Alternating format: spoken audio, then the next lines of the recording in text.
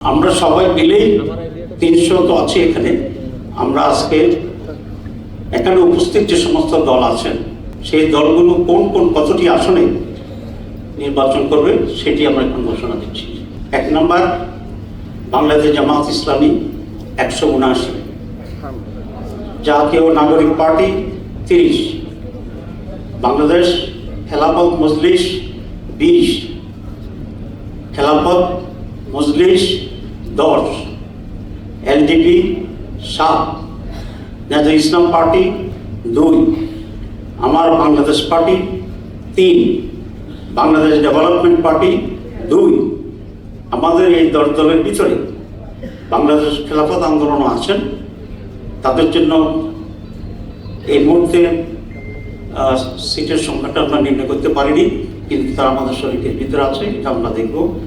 আর হচ্ছে জাতীয় নাগরিক পার্টি, এখানে জাফর নামটা লাগবে বলছি আরেকবার বলছি, এবং আমাদের এখানে জাফর প্রতিনিধিত্ব আছে, এটিও আমরা এখনো সংখ্যা বা কিছুটা চূড়ান্ত করিনি, এটা আমরা একইভাবে সেখানে আলোচনা করবো ইনশাআল্লাহ। তো আমি আবার রিপিট করছি, খেলাফত আন্দোলন তো বলেছি।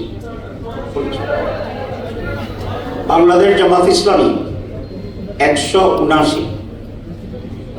জাতীয় নাগরিক পার্টি 30, বাংলাদেশ খেলাফত মজলিস 20, খেলাফত মজলিস 10, এলডিপি 7, নেতা ইসলাম পার্টি 2, আমার Bangladesh party 3, Bangladesh development party 2।